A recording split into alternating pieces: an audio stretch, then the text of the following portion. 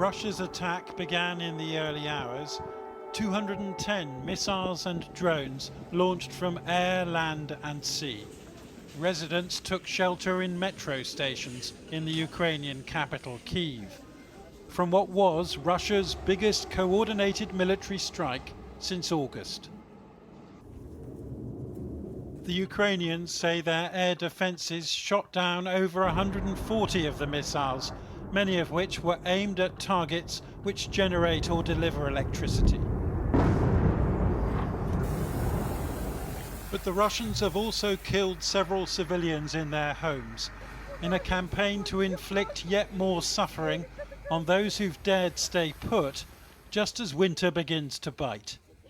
I'm joining you from Odessa, and we don't have electricity now, we don't have water, we don't have heating, and the same situation, so it's complete blackout. And the same situation is in many cities of Ukraine. Right now, after they try to put a terror on Ukrainians, the winter is coming. So unfortunately, I think it's not the last attack on energy infrastructure. It's just the beginning of their winter campaign to make the life in Ukraine unbearable.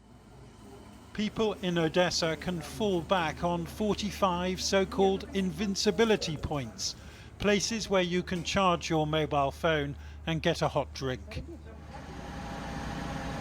But Ukrainians are tired and demoralized, if not terrified. It's not just the Russian missiles and the winter cold coming, but the coming of Donald Trump too, and the fear that Western military support could ebb away with him. The German Chancellor's rare conversation with Vladimir Putin on Friday added to those fears. But today Olaf Scholz insisted that the Ukrainians would not be abandoned and that he'd been right to pick up the phone. In my view, it would not be a good idea for there to be talks between the American president and the Russian president in the near future, and for the leader of an important European country not to hold talks himself. We must make it clear that our support will not diminish, and that it would be an illusion for Russia to believe that Ukraine cannot count on our future support. Every war needs its heroes. And today it was Natalia Hrabarchuk's turn. This former kindergarten teacher filmed, say the Ukrainian military, shooting down a Russian cruise missile.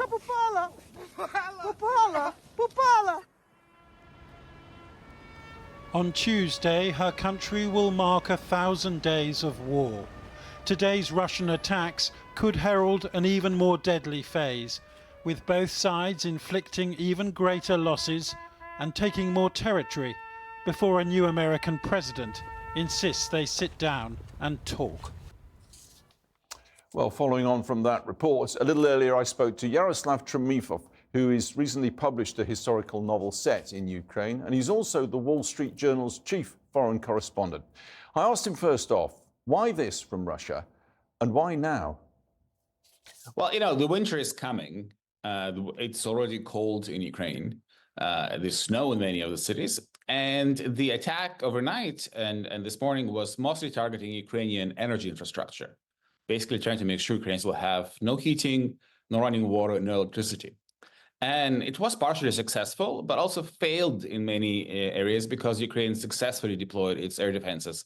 I'm wondering also if the Kremlin, if Putin feels diplomatically emboldened. Let's face it, 1 minute, the German Chancellor, Scholz, is calling him up, not the other way around. The next moment, we get this. Right. And as Scholz said today, the outcome of his call with Putin was that the realization that Putin's ideas really haven't changed. His objectives are the same as they were when this war began almost 3 years ago. And the objective is very clear, the elimination of Ukraine as an independent sovereign state. And Putin still wants all of Ukraine. And with these attacks, he's betting that the West will eventually tire and stop supporting Ukraine. And this support for Ukraine obviously is vital for Ukraine's ability to resist. Well, let's take up that theme, the ability of the West to stay with this. The Biden doctrine, indeed the doctrine of the West, just enough weapons, but only just. Huge frustration in Ukraine about that. Oh, enormous frustration to such a point that actually many Ukrainians were rooting for President Trump, saying that, well, maybe it's better die a quick death than a slow death. And a Ukrainian military commander compared the aid received so far to the water you received to extinguish a fire. He said, yes, the Americans gave us, a big jug of water, but in lots of tiny coffee cups over a long period of time, and not in the quantity that was sufficient to reverse the tide of the war when Ukraine did have the advantage in manpower and where Russian lines were breaking, and especially in the fall of 2022. So yes, there is a lot of frustration. There are also limitations on what Ukraine can do. For example, Ukraine is not allowed to use Western weapons for deep strikes inside Russia.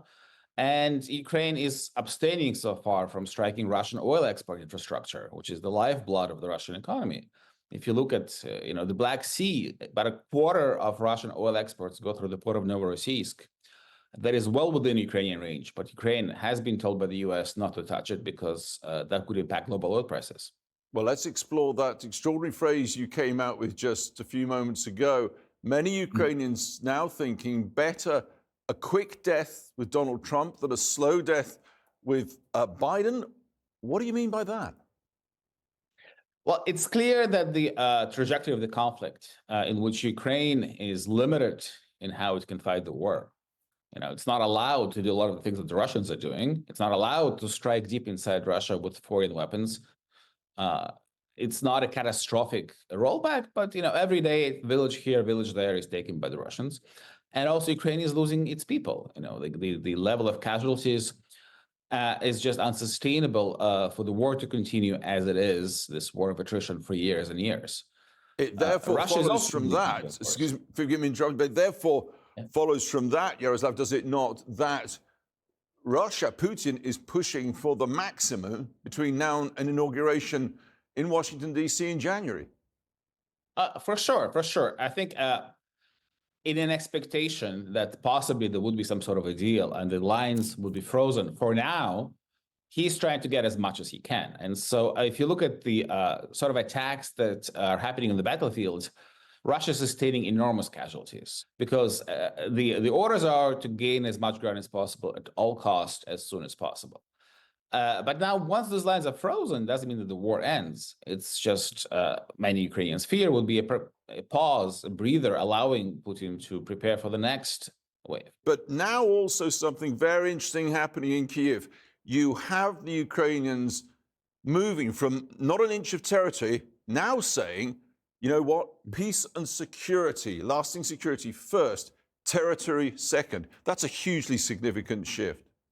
Well, it's just a reflection of the realities of the battleground. If you are losing ground every day, obviously not 1 inch, is wishful thinking because the inches are now being accrued by your opponent. That's why this question of guarantees of security, guarantees for Ukraine, is critical because it's a fundamentally different situation if you just freeze the conflict and just allow the Russians to rearm, or you freeze it and allow the Ukrainians to resume a normal economic and political life and have a sense of security. So all these millions of refugees will come back, people will start investing again, and Ukraine could be a sustainable, viable country. And that, Yaroslav, is a hugely open question. Thanks indeed, Yaroslav. Appreciate your time. Thank you.